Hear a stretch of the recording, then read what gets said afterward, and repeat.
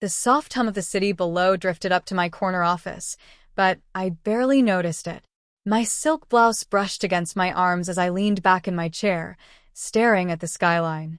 Everything looked perfect from here, my corner office, the artwork I had painstakingly collected, the neatly arranged books that screamed sophistication.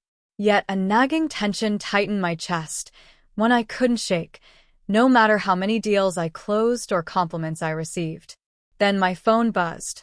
A number I didn't recognize flashed across the screen. I hesitated. A cold prickle ran down my spine. Something about the way it rang felt significant. I pressed answer. Hello. My voice was calm, professional, but my fingers were trembling slightly. Hi, Samantha. It's about your father's Rolex, the voice said, hesitant. My stomach dropped, heart hammering. That watch, my father's pride, the only thing of his that truly belonged to me, sold without my consent, for my stepbrother's startup. I gripped the edge of my desk, the polished wood biting into my palms. Anger. Betrayal. A flood of memories hit me. The way my stepmother smirked when she handed over the check, my father's silence, my own helpless tears. And yet, under it all, a tiny ember of defiance sparked inside me. This call wasn't just a reminder of the past. It was an invitation to confront, to claim what was mine, and to finally rewrite the story they thought they controlled. I remember that summer like it was yesterday. I was 21, living in a house that didn't feel like mine anymore. My father had passed just a few years before, and the wounds were still raw, but I had started to feel like I could breathe again. That fragile sense of freedom shattered the day I walked into the living room to find my stepmother, Victoria, sitting smugly with my stepbrother, Ryan, grinning like he'd won some secret lottery. I just thought the Rolex could help Ryan's little startup, she said casually, as if selling the one thing I treasured most was a normal household chore. My chest tightened. My throat burned. I couldn't speak at first. The betrayal was too sharp. Mom, Dad, you can't just... My words caught in my throat. They both looked at me with polite indifference, and in that moment, I realized that I had no allies here. My hands shook so badly, I had to grip the edge of the sofa. I felt smaller than I had ever felt, like a child whose world had been quietly stripped away. That night, I sat on my bedroom floor, cradling the only thing left from my father, a faded photograph of him, smiling, his hand resting on that very Rolex. Beside the photo, my grandmother's old journal lay open, filled with her neat, looping handwriting. One line caught my eye. Your worth isn't measured by what they take, but by what you build yourself when they try to break you. I traced the words with trembling fingers, feeling the first stirrings of determination. I packed a small bag, kissed the pillow where my father used to nap, and whispered to myself, I will not be small anymore.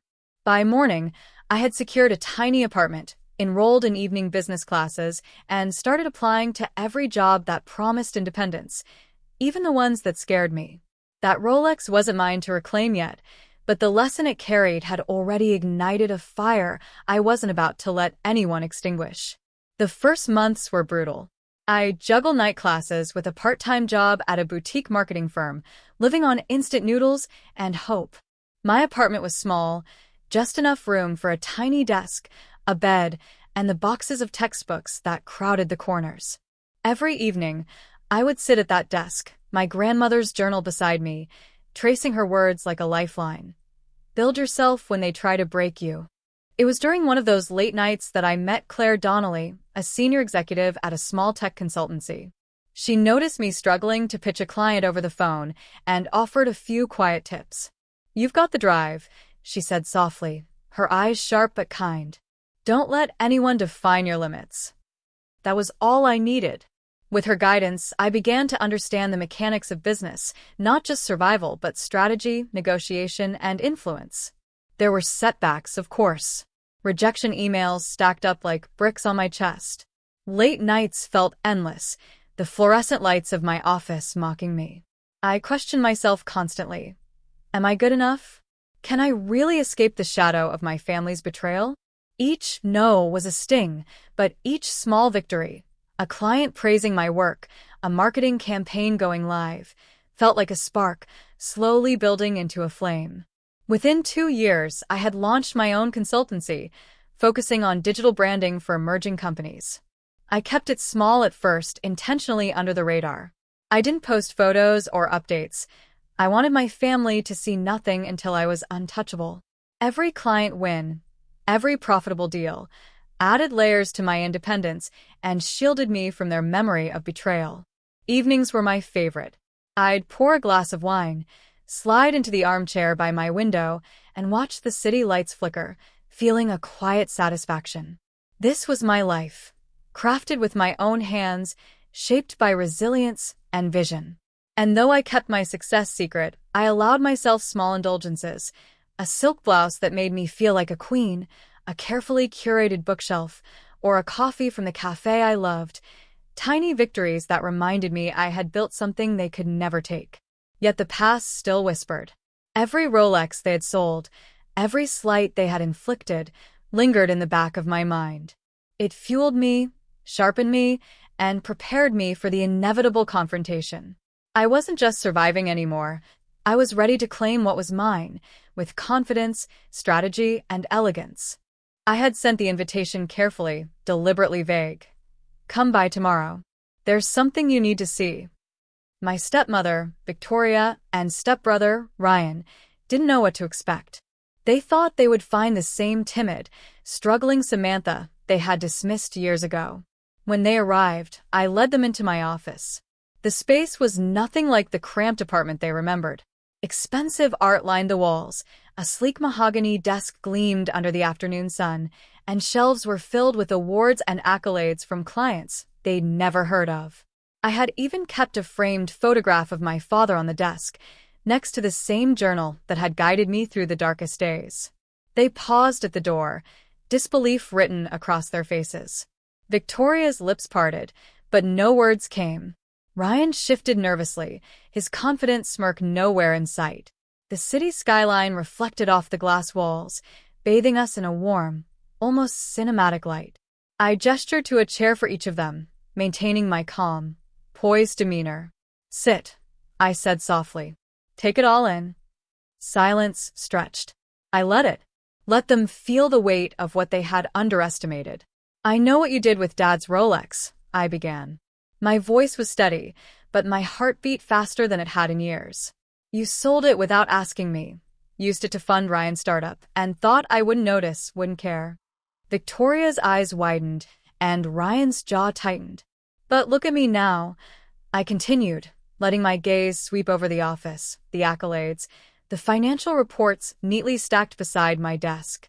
That same fire you tried to extinguish, it built me. I am the founder and CEO of my own consultancy. I've doubled my net worth in the past 3 years, and every project, every client, every success was built without your help. I don't need validation from the people who tried to diminish me. Ryan shifted uncomfortably. Victoria's hands trembled slightly as she gripped the edge of her purse.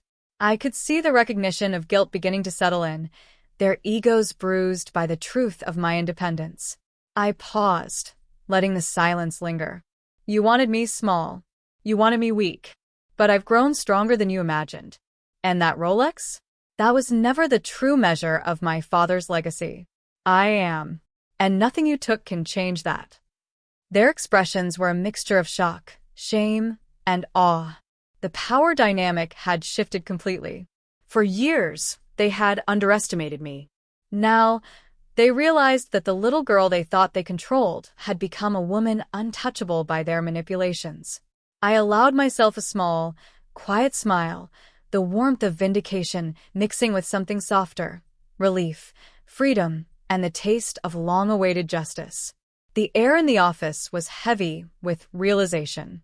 Victoria and Ryan had finally understood that I was no longer the timid girl they had manipulated. I let them sit in that tension for a moment longer, savoring the quiet shift in power. Here's the thing, I said, leaning slightly forward, hands clasped on the desk. I don't hate you. I never wanted to. But you need to understand something. Things can't go back to the way they were. If you want to be part of my life moving forward, there are conditions. Victoria's eyebrows shot up, and Ryan shifted uncomfortably, clearly unprepared for this. I gave them both a steady look. Victoria, first, no more manipulation. No more taking what isn't yours. You need to respect boundaries, mine and others. If you want reconciliation, you will learn to support without controlling, to listen without judging. Victoria swallowed hard but nodded, the first sign of humility I'd seen from her in years. Ryan, I continued, turning to him. You've been given opportunities you didn't earn. I'm willing to help you, but only if you take responsibility for your own path. That means working hard, learning accountability, and proving that you're capable of more than shortcuts and entitled assumptions. I paused, letting my words sink in. If you want my assistance or collaboration, it comes with expectations, growth, effort, and respect. You will no longer rely on family mistakes or privileges to get ahead. Then I stood and walked over to the window, looking out at the city skyline, letting my presence fill the room. And me, I will no longer be defined by what you did or failed to do. I will continue to thrive on my terms. You are welcome to witness it, to learn from it, or even be part of it, but only if you honor the changes I've outlined.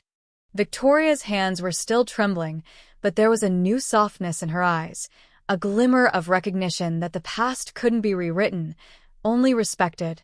Ryan's posture straightened slightly, the first trace of seriousness replacing his arrogance.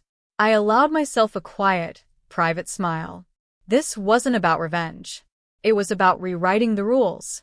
It was about creating boundaries strong enough to protect the life I had built. And, maybe most importantly, it was about allowing people I once loved to grow or fail, on their own merit, not on the shadow of my pain. The room was no longer tense. It was charged with possibility. I had the upper hand, yes, but it wasn't cruelty that guided me. It was wisdom, self-respect, and a determination to transform old wounds into lessons, for them and for myself. Weeks passed, and change came quietly. Victoria began volunteering at a local nonprofit, learning to listen more than she spoke. Ryan threw himself into his work, no shortcuts, no excuses, and slowly began to earn respect on his own. They weren't perfect, growth never is, but for the first time, I saw glimpses of people I could respect, not just tolerate. I sat in my office one evening, the city lights twinkling like a constellation below me. My grandmother's journal lay open on the desk, the same words I had clung to for years glowing on the page. Your worth isn't measured by what they take, but by what you build yourself when they try to break you. I traced the words with my fingers, feeling the weight of every decision, every long night, every tear and triumph that had brought me here. The journey had not been easy. Betrayal had left scars, and doubt had visited like an uninvited guest, whispering that I wasn't strong enough. Yet, in the end, it had all forged a resilience I never would have discovered otherwise. I had built a life defined not by what was stolen from me, but by what I had created, nurtured, and earned. A soft ping from my phone reminded me of a new client meeting, a symbol that my work, my passion, and my independence were continuing to grow. I allowed myself a small, private smile, savoring the satisfaction that came from knowing the past no longer held power over me. I picked up my grandmother's journal, holding it close, and whispered to myself, I am enough. I am whole. I am unstoppable. In that moment, I understood something vital. Strength isn't about revenge. It's about claiming your narrative, nurturing your growth, and extending grace without surrendering yourself. And now, standing at the intersection of pain and empowerment, I could say without hesitation to anyone who had doubted me, dismissed me, or tried to control me, I am the woman I was meant to become, and nothing you took can ever change that.